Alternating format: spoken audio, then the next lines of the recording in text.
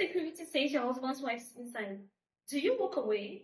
What would you do if security at your husband's office told you his wife was already inside? Not someone claiming to be, not a girlfriend, his wife. I was still holding the bakery box when the guard said it. Pink ribbon, anniversary cupcakes. 7 years of marriage reduced to frosting and confusion in the passenger seat of my car. I'm Lena Carter, 34, married to Daniel Carter, 39, founder and CEO of a fast-rising cybersecurity company that suddenly everyone in the city seems to know. Investors love him.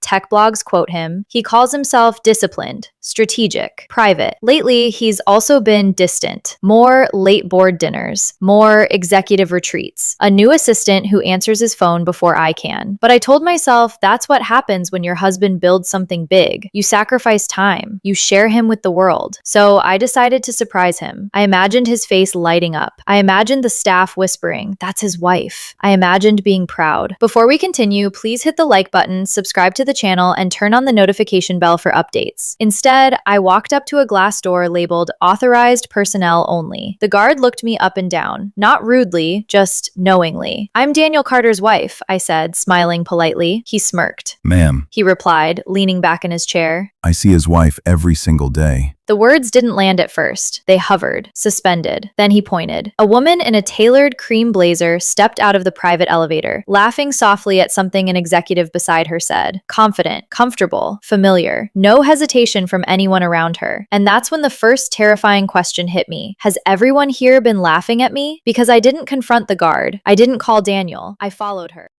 Whoa, the guy didn't hesitate.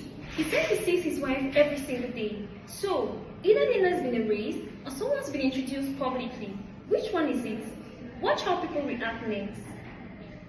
She walked like she belonged there, not like a visitor, not like someone sneaking around. She moved through the lobby as if the building had been designed around her stride. Employees nodded. One even held the glass door open with an easy, practiced smile. Great seeing you again, Mrs. Carter. Mrs. Carter. That's my last name. Do you know what it feels like to hear your identity handed to someone else so casually? No pause, no correction, no awkward silence, just acceptance. I slowed my pace, keeping distance as she crossed the street to a cafe directly opposite the building. She didn't check over her shoulder. Why would she? People who are hiding look nervous. She looked settled. Her name, I would later learn, was Ava Mitchell, 32, polished, effortlessly corporate, the kind of woman who looks like she understands stock options and wine pairings. Inside the cafe, the barista greeted her without asking for her order. "The usual, Mrs. Carter?" There it was again. She smiled. "You know me too well." My chest tightened. This wasn't just an affair. Affairs are messy, hidden, whispered about. This felt integrated, systemic. I pulled out my phone and opened Daniel's company Instagram page, scrolled back months, conference photos, charity galas, holiday parties. In every image, there was a woman slightly off-center beside him, never tagged, never named, but always there. In one post, the caption read, "Grateful for our CEO and the incredible support system behind him." The comments? "You two are goals. Power couple energy. Love seeing the boss and his queen. How long has this been happening? How many rooms has he stood in, letting people assume she was me?" I looked up just as Ava's phone rang. She answered smoothly, calm, familiar.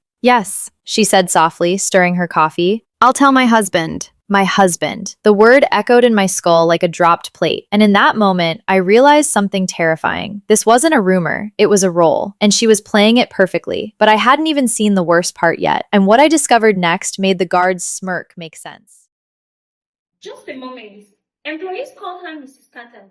The cafe knew her, and she just said, "My husband." That's not secrecy, that's routine. So, what's really meant here? And how public is this really?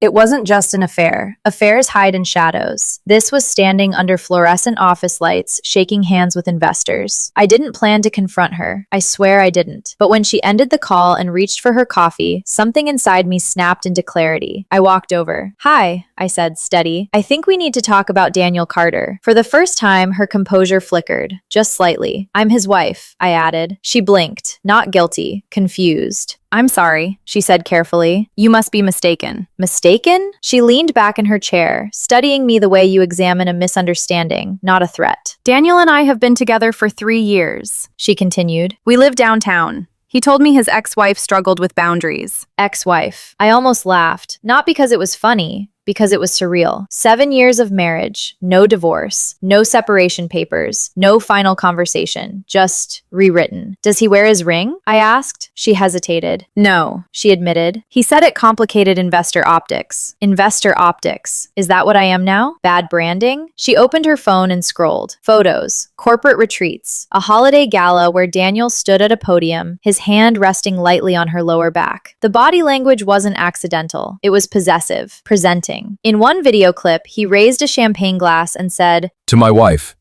who keeps me grounded. Applause filled the room. Applause. How many people clapped for my replacement? How many people have been watching this unfold and assuming I knew? And then the deeper realization hit. Months ago, Daniel asked me to sign paperwork. Share restructuring, he called it. Temporary adjustments. I didn't question him. I trusted him. What if that wasn't restructuring? What if it was repositioning? Ava's voice cut through my thoughts. He said you agreed to step back, She said gently. for the sake of the company. Step back from what? My marriage? My name? My existence? This wasn't just cheating. It was narrative engineering. And just when I thought I understood the betrayal, my phone buzzed. And what I saw made it clear this wasn't emotional chaos. It was calculated. Hold on. She got photos, public events, even speeches where he calls her my wife. And Lenny signed shared paperwork months ago. That's not random. That feels planned. So how deep does this actually go? It wasn't emotional chaos. It was strategy. My phone buzzed in my hand while I was still sitting across from the woman wearing my last name. Daniel said, Why are you at my office?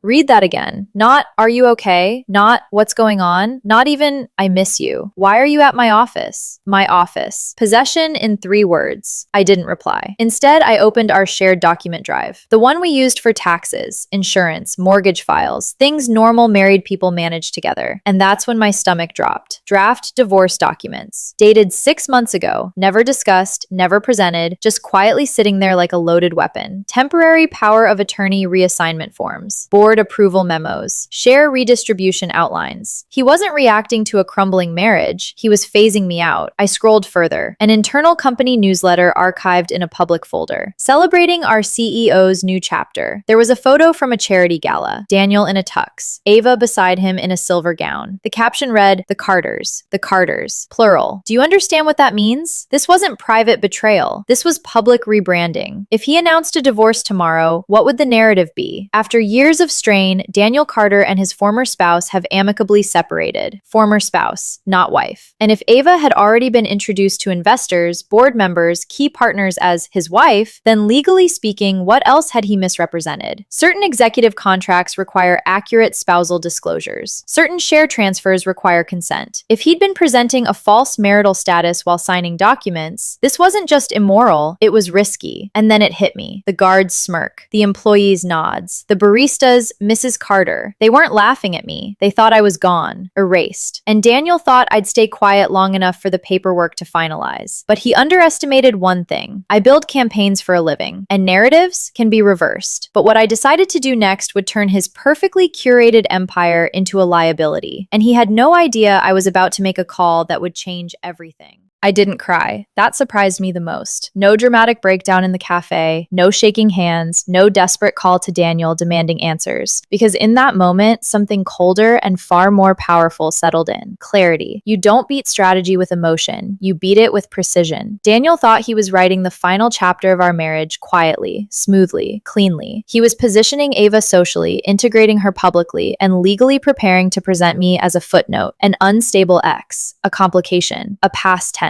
But he forgot who he married. I stepped outside the cafe and called someone he didn't expect. Not my best friend, not my mother, not even a divorce lawyer, a corporate attorney. I didn't start with betrayal. I started with compliance. If a CEO publicly presents someone as his spouse while legally married to another, I asked calmly, what does that mean for shareholder disclosures? Silence on the other end.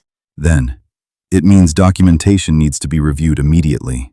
That's when the real shift happened, because this wasn't just about me anymore. If Daniel had signed contracts, negotiated investments, or secured funding while misrepresenting his marital status, especially in jurisdictions where spousal assets intersect with executive compensation, that's not gossip, that's exposure. And exposure terrifies men who build empires on optics. I went back to the opening question in my mind. What would you do if security told you your husband's wife was already inside? Most people would confront him. Most people would scream. Most people would beg beg for the truth. But what if the truth isn't emotional? What if it's financial, legal, reputational? I didn't need to storm his office. I needed documentation. Within 48 hours, my attorney had requested formal disclosure clarification through channels Daniel couldn't ignore. Board-level channels. Quiet, professional, devastating. And suddenly, the man who had been controlling the narrative started calling. Repeatedly. This time his text didn't say, "Why are you at my office?" They said, We need to talk.